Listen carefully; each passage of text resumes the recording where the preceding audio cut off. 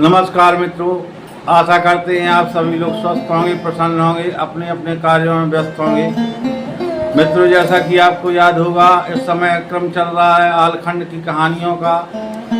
कल हमने आपको ऊदल का फुलवा से मिलना दिखाया था और फुलवा से वह किस कदर प्रेम करने लगता है ये आप समझ चुके हैं। जिन लोगों ने अगर वह वीडियो नहीं देखी तो हम आई बटन में वो वीडियो पिन कर देंगे, आप उस वीडियो को देख लेना। तो मित्रों, आज के क्रम में हम आपसे बताना चाहेंगे कि ऊदल और ढेवा जब नरवरगढ़ से वापस आते हैं तो इनका आपस में विचार बनता है कि ऐसे हम अगर वहाँ जाएंगे तो आल्हा दादा हमको डांटेंगे। ऊदल डरते थे क्योंकि अपने बड़े भाई का सम्मान करते थे, तो वो कीरत सागर में अपना तंबू लगा देते हैं और ढेवा अकेले जाते हैं राज दरबार में महाराज परमालिक को।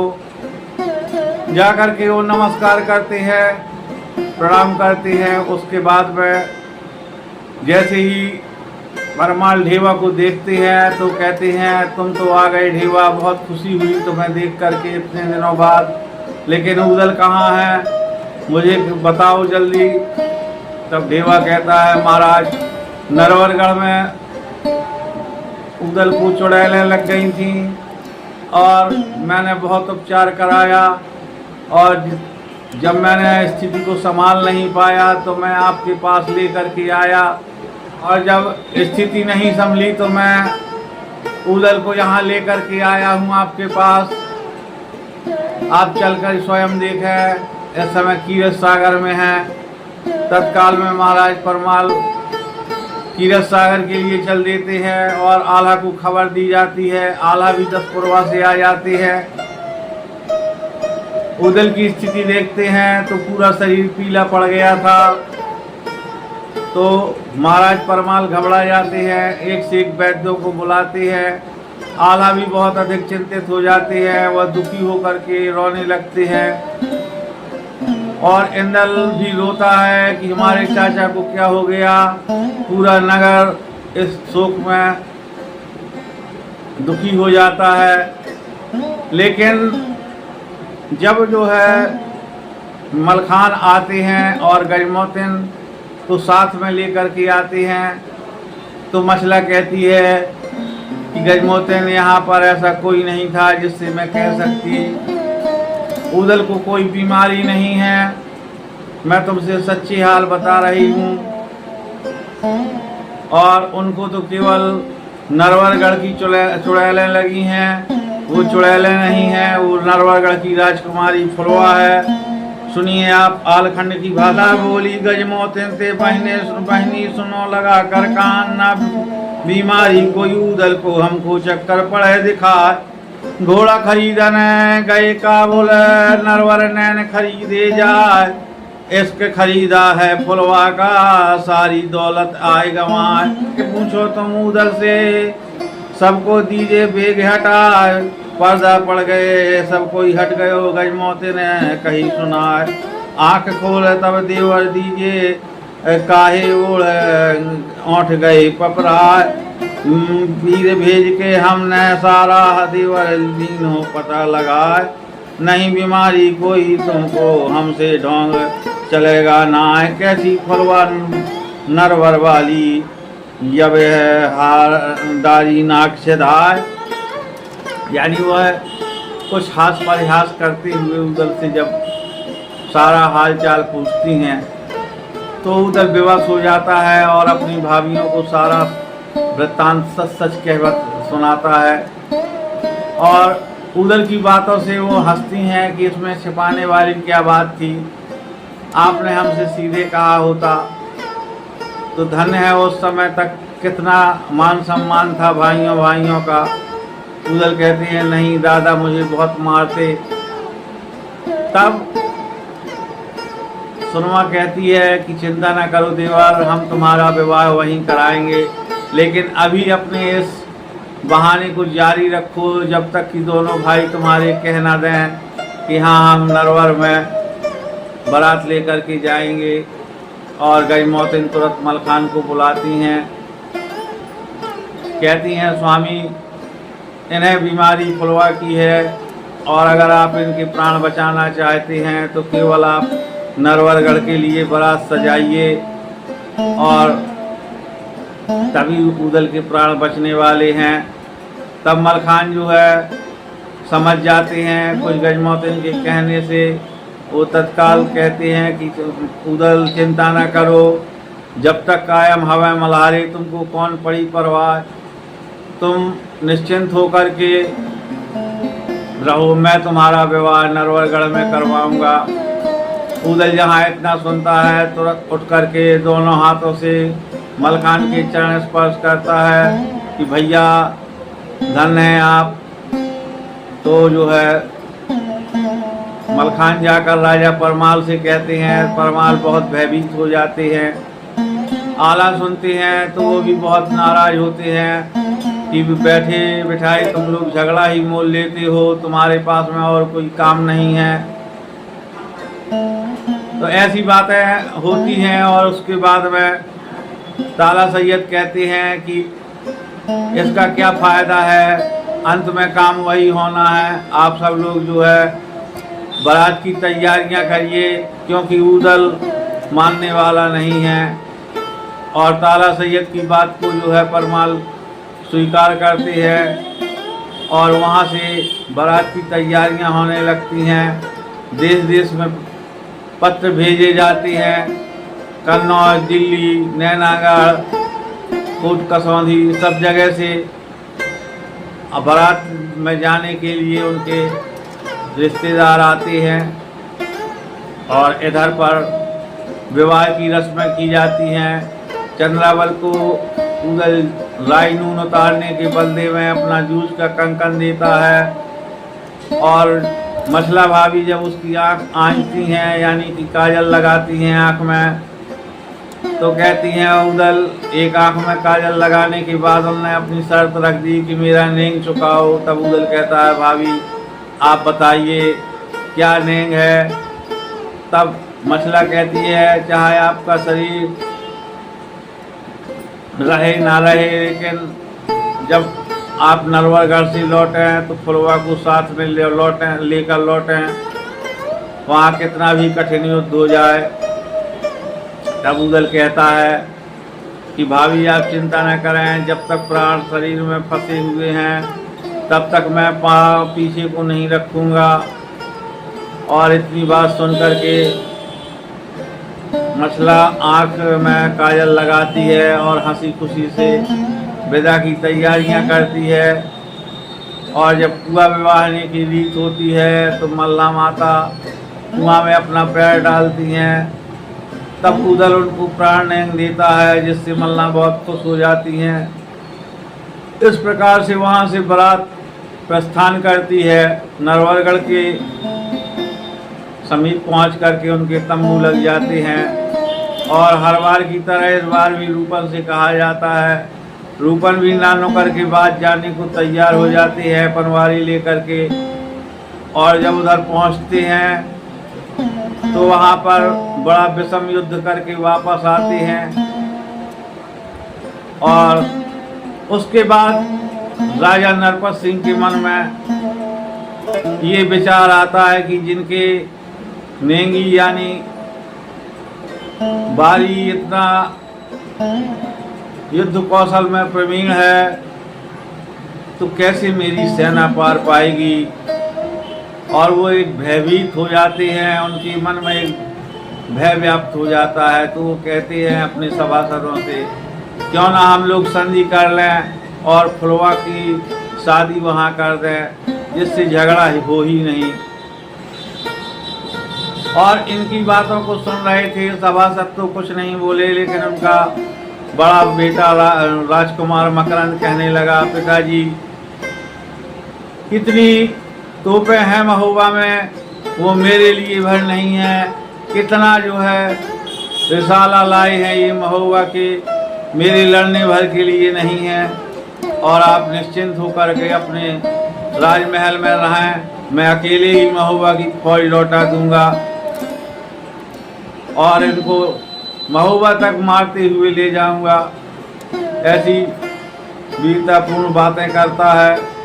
और पहले युद्ध के लिए सूरज सिंह को भेजा जाता है। जब सूरज सिंह युद्ध के लिए जाते हैं तो वहाँ पर सबसे पहले उनके मोर्चे पर आते हैं मलखान, क्योंकि सारा कार्यभार इस समय मलखान ही देख रहे थे। उदल तो बने हुए थे दूल्हा, तो उदल तो आ नहीं सकते थे। उनका युद्ध होता है और बहुत देर तक युद्ध चलता है। उसके बाद में अंतुगत्वा सूरज सिंह मारे जाते हैं। सूरज के मरते ही सारी खबर जो है नरवरगढ़ पहुंचती है और नरवरगढ़ से फिर मकरंद आता है अपने काट के घोड़ा बानाजीता शैल शनिश्चर फुलिया मालिन के साथ में।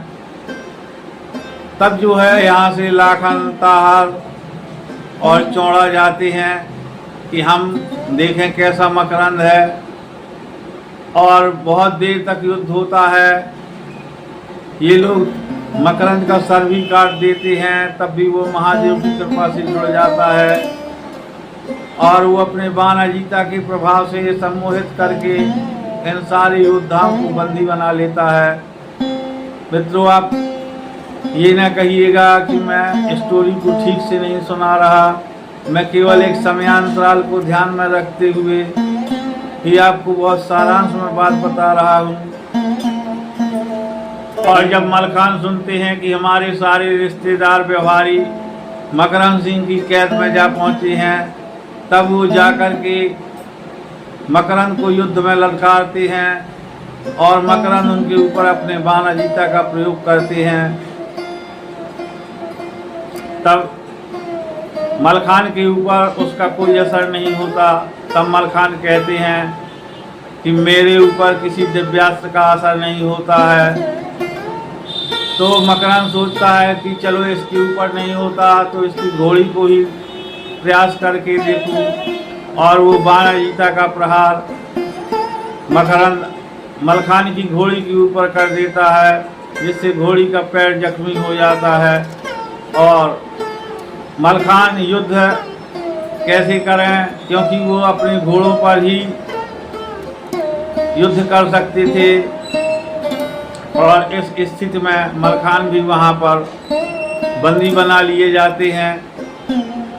और जो फुलिया मालिन थी वो अपने जादू के द्वारा पूरी सेना को जो है पत्थर का बना देती है।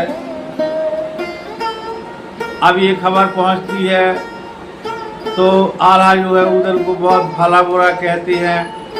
तो बची हुई सेना थी जो उसको लेकर के उदल स्वयं युद्ध में पहुंच जाते हैं और मकरंद से उनका युद्ध होता है। मकरंद का 3 बार शीश काट देता है उदल, लेकिन एक बार ऐसा मौका आता है जब मकरंद जो है उदल को ही पत्थर का बना देता है, क्योंकि वो शैल शनिचर लेकर के मारने जा रहा था और शैल शनिचर के प्रहार से कोई नहीं बचता था। तब फुलिया मालिन ने सोचा कि अगर ये जादू से मैं इसको पत्थर बनाऊंगी तब तो इसका उपचार संभव है, लेकिन शैल शनिचर से ये मारा जाएगा और इसका मेरे ऊपर बहुत उपकार है, इसका मैंने बहुत धन खाया है। ऐसा विचार के फुलिया पहले ही कहती है कि मकरंद तुम रुको, मैं इसको जो है बंदी बनाए देती हूँ। और इतना सारा वृत्तांत जब आल्हा सुनते हैं ढेवा के द्वारा, क्योंकि ढेवा के ऊपर जादू का असर नहीं हो पाया था, तब वो तमुओं में ही रोने लगते हैं।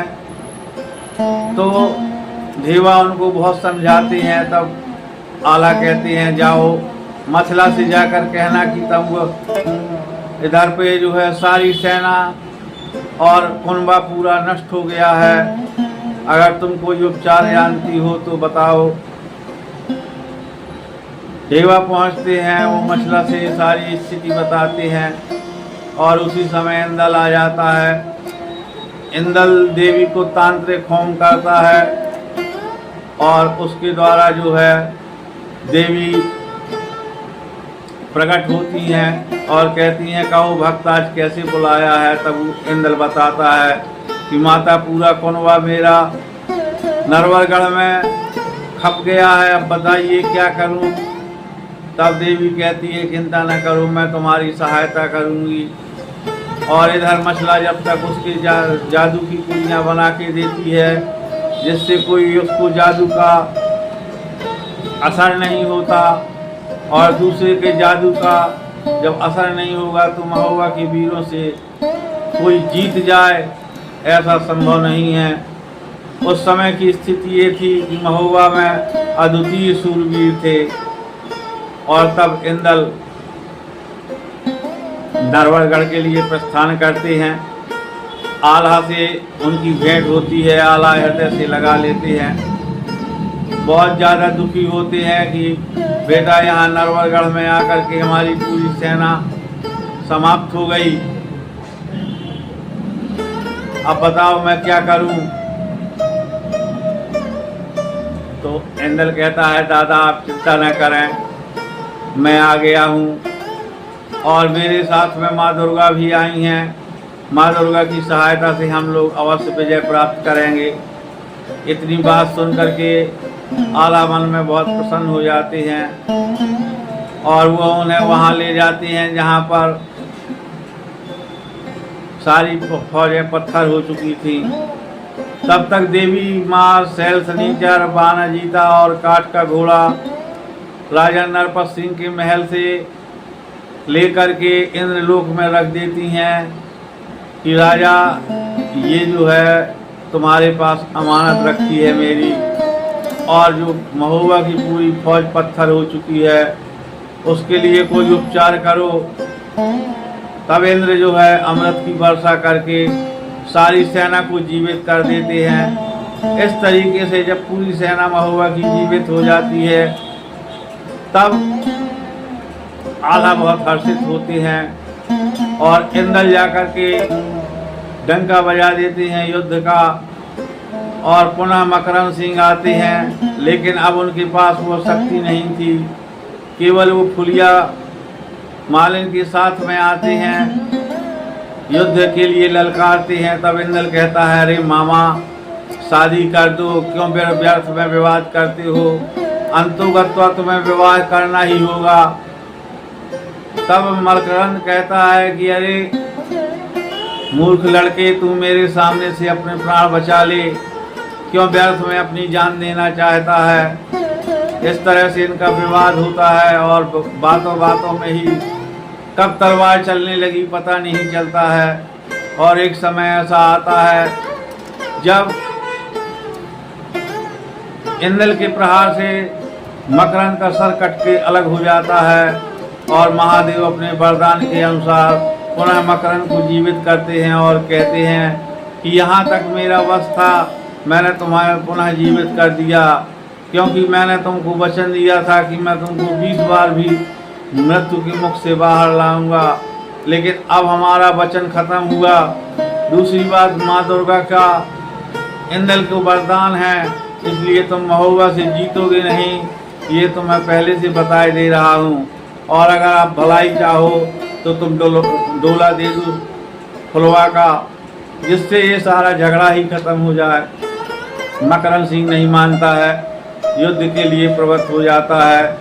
तब इंदल मौका देखकर मकरंद सिंह की मुस्कें कस लेता है और ये बात जब नरपत सिंह के पास पहुंचती है तो वो एक संधि करते हैं। उस संधि का अर्थ ये था कि जितने रिश्तेदार व्यवहारी महोबा के नरवरगढ़ में बंदी थे वो की कैद छोड़ दी जाती है, मकरंद सिंह को भी मुक्त कर दिया जाता है और विवाह का कार्यक्रम प्रारंभ हो जाता है।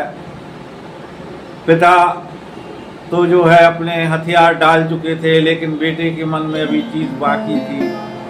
तो जिस समय भावनाओं का कार्यक्रम होता है उस समय मकरंद अपने 700 जवानों के साथ में हमला कर देता है। इधर महोबा के भी 10-20 जवान साथ में थे ऊदल के, तो कोई ऊदल की रक्षा करता है, कोई उन जवानों का सामना करने लगता है। इस प्रकार से मंडप में भी बहुत कठिन युद्ध होता है और इसके पश्चात राजा नरपत सिंह अपनी अधीनी स्वीकार करते हैं और कहते हैं मेरे लड़के की मूर्खता है जो उन्होंने रिश्तेदारों पर हाथ डाले, अब आप लोग उनको पुनः कैद से मुक्त कर दें। तब पूदल और फुलवा का विवाह संपन्न होता है। मकरंद सिंह को कैद से मुक्त कर दिया जाता है और राजा नरपत सिंह 100 हाथी और 500 घोड़े उन्हें विवाह के गिफ्ट के रूप में देते हैं, यानी दहेज, और साथ में सोना चांदी हीरे जवाहरात तो मिलते ही हैं। और इस प्रकार का भारी दान दहेज पाकर के राजा परमाल बहुत खुशी होते हैं। यहाँ महुआ में सारे लोकोपचार होते हैं, यानी कि जो नेंगचार थे वो होते हैं। इस प्रकार से पूदल के विवाह की पूरी कहानी मैंने आपको सुना दी है। अगर अच्छी लगी हो तो कृपया मेरे चैनल को सब्सक्राइब करें अगर नए हैं, नहीं तो वीडियो को लाइक कर दें और शेयर कर दें।